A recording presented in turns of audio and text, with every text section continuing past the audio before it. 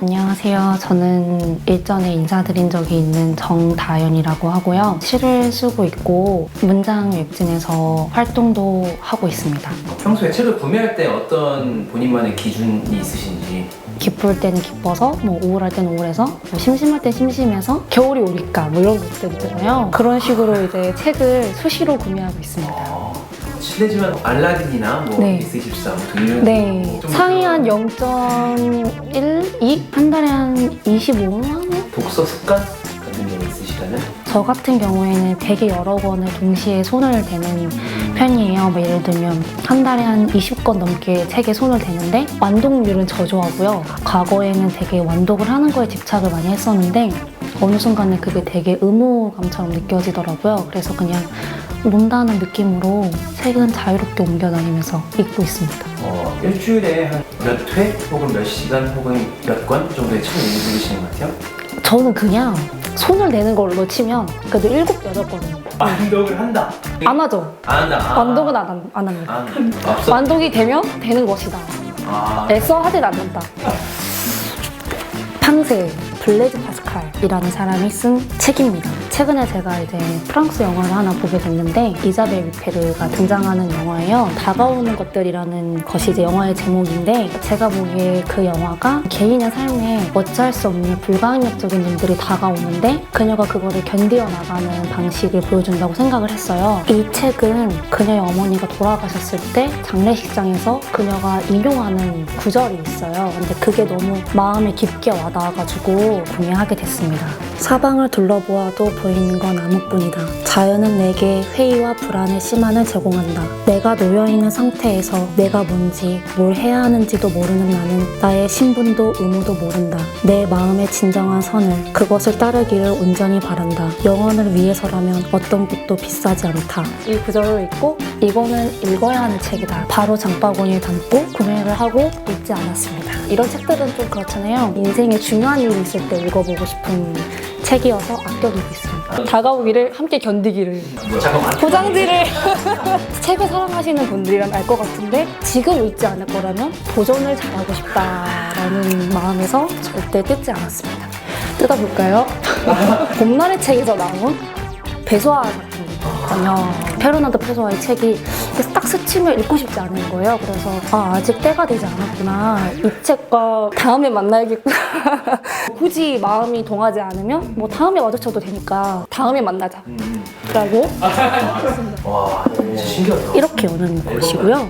이렇게 되어 있고 색감들로 가득한 책인데 우울하거나 이럴 때 색감을 구경한다는 기본으로 거의 안 읽었다고 할 수 있습니다. 영어인데 영어를 네. 그림만 보는 기분으로 눈에 띄는 구절을 한번 읽어.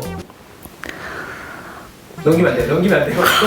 366페이지네요. 저 지금 왼쪽 오른쪽 골랐네요. 둘 다 나에게 진실을 이야기했다. 둘 다 나에게 자신들의 이유를 해명했다. 둘 다 잘못이 없었다. 둘 다 전혀 아무런 잘못도 하지 않았다. 상대편에게 보이지 않는 것을 보았다는 이는 아무도 없었다. 상황을 한쪽 입장에서만 본 이도 아무도 없었다. 둘 다 사정을 객관적으로 보고 있었다. 둘 다 사정을 상대편과 같은 관점으로 보고 있었다. 그런데도 불구하고 둘 다 서로 다른 것을 보고 있었다. 그렇기 때문에 둘 다는 모두 옳았다. 중의적으로 존재하는 진실이 나를 혼란에 빠뜨렸다. 인간관계에서 잘못을 하거나 뭔가 주고받잖아요. 그런데 그게 사실 그 사람과 대화를 해보면 뭔가 잘못이 아니고 서로 생각이 다르다거나 각자의 입장에서 진실을 본 경우가 많은 것 같아요. 그런 것 같네요. 오늘은 그 날일까요? 오늘은 확신이 듭니다. 반드시 읽을 것입니다. 정다연 시인에게 독서란? 행복한 것 같다는 생각이 들어요. 왜냐면 사실 저도 책과 친해지는 게 쉽지 않았는데 예전에는 책을 되게 떠받들면서 밑줄 한 점 긁지 않고 정자세로 읽었었거든요. 근데 지금은 책에 낙서도 많이 하고 그냥 그런 것 같아요. 되게 평화롭고 그런 날에 오늘은 좀 어떤 책이랑 먼 곳까지 가볼까라는 생각으로 책을 고르는데 산책을 하고 싶다 할 때는 짧은 책을 이제 선호하고요. 좀 멀리 가고 싶다 할 때는 두꺼운 장편 소설을 이제 꺼내두는 것 같아요. 그렇게 해서 딱 펼쳤을 때가 가장 행복한 것 같아요. 어디까지 같이 나를 데려가 줄 수 있을까? 제가 유일하게 되게 좋아하고 기댈 수 있는 사물이기 때문에 저한테는 그냥 이유 없이 행복한 것인 것 같아요. 문장 외진 소년 간사를 맡고 있는 임국영이라고 하고요. 2017년도부터 본격적인 소설가라는 타이틀을 달고 작품 활동을 하고 있습니다. 최근 근황이라고 한다면 청탁이 끊겼고요. 뭐지? 작품 활동한다고 했는데 작품 활동 안 하고 있네요. 어떤 기준으로 책을 구매하시나요? 책 구매를 잘 안 합니다. 룸메이트가 있는데 최봉기 PD라고 이분이 책을 굉장히 많이 사세요. 요즘에 유행하고 있는 혹은 뭐 추천되고 있는 회자되고 있는 소설들은 이미 구매를 해두기 때문에 저는 이제 본경 방에 들어가서 골라서 훔쳐. 독서 습관이요? 독서 습관. 네. 제가 만화책을 굉장히 좋아하거든요. 만화책 같은 경우는 스트레스를 받았거나 좀 쉬고 싶을 때 수시로 만화방에 가서 이제 만화책은 또 신간을 보내. 재밌는 것들을 다 이렇게 빌려와서 최근에 동향 어떤 게 대세인지는 파악을 하는 편인데요. 제가 어쨌든 소설을 쓰는 입장이다 보니까 소설을 읽을 수밖에 없잖아요. 즐거워서 읽는 느낌은 아니고 트레이닝처럼 읽게 되는 것 같습니다. 말하자면 독서가 취미는 아닌 것 같네요. 네. 요즘 소설에 들으세요? 야. 우리나라 소설 동향이라 그거를 파악 중입니다.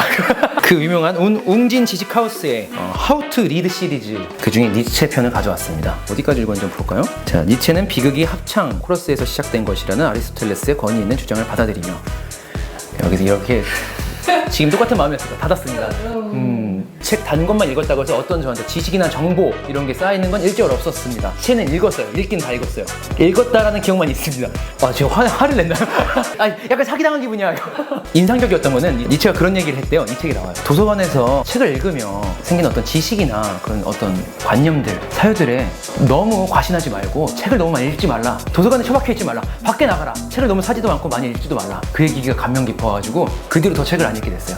집안에만 읽지 말라. 니체 선생님, 센세래. 오히려 더 제 머릿속을 괴롭히는, 공부할 분량을 더 늘려버리는 그런 악행을 저지른 책이기 때문에 저는 이 책을 포기했습니다. 중도 포기를 했습니다. 이 책을 기획한 웅진 출판사에게 한마디를 하신다면? 정수기불 잘 먹고 있습니다. 이 책은 제가 진짜 정말로 보이시죠? 왜 읽은 책을 가지고 다 안 읽었거든요. 정말로 많이 배웠고 영향을 많이 받은 책인데 보시면 때가 진짜 많이 탔습니다. 왜냐면 한 거니까. 중고로 샀습니다.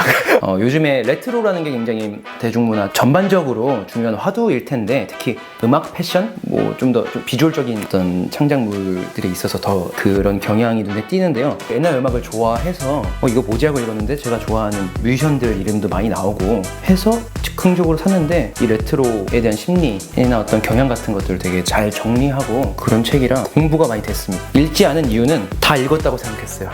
다 읽은 줄 알고 저는 나갈 때마다 이 책을 추천하고 그 책 안 읽어보고 어떻게 이런 얘기를 하냐 라고 했는데 지금 보니까 딱 반만 읽었더라고요. 내용이 좀 반복되는 게 있어요. 굳이 뭐 다 읽을 필요까지는.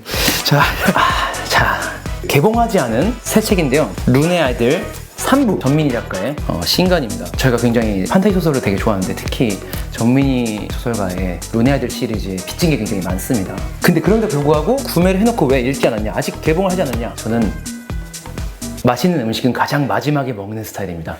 이 책 1권이 나왔을 때 여행지에 가서 보려고 끊었어요. 그리고 실제로 여행지에 가서 그걸 읽었고 이번에도 여행을 가면 읽으려고 이렇게 준비를 쟁여놨습니다. 일단 이거는 뜯으면 안 되겠다. 제게 가장 큰 가르침을 주신 우리 니체 선생님, 책을 절대 많이 읽지 말라 라고 하셨던 니체 선생님의 이렇게 71쪽입니다. 니체의 이 아포리즘, 그 금어는 정말 훌륭하죠. 짧습니다. 줄을 쳐놨네요. 진리는 자신이 오류 위에 세워진 것임을 알게 될 때 우리를 살해하며 동시에 스스로를 살해한다.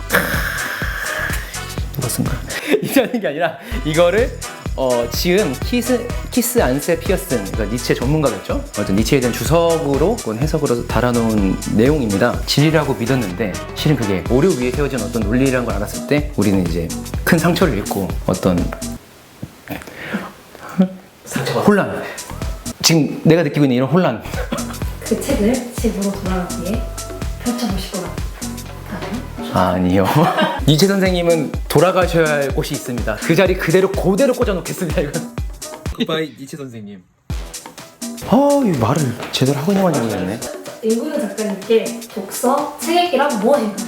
요즘에 그런 밈이 있잖아요. 뭐 헬스 그들이 쇠질이라는 표현을 쓰더라고요. 근육 운동, 웨이트를 하는 걸 쇠질이라고 표현하는데 저는 정서적이고 정신적인 쇠질이라고 생각합니다. 근육이 필요한 이유가 단순히 멋이나 그런 것 때문만이 아니라 나이를 먹으면 먹을수록 진짜 통감하게 되는데 몸에 근육이 없으면 진짜 골골되잖아요. 골골되고 내가 삶을 사는데 꼭 필요한 무엇이라는 생각이 들더라고요. 독서도 마찬가지라 생각합니다. 나의 정서나 정신 그런 것들도 계속해서 트레이닝을 거치지 않으면 몸이 허약해지고 건강함을 잃는다고 믿고 있고요. 그렇기 때문에 물론 힘들지만 읽도록 노력하고 있고 그 누구라 할지라도 읽어야 된다고 믿고 있습니다.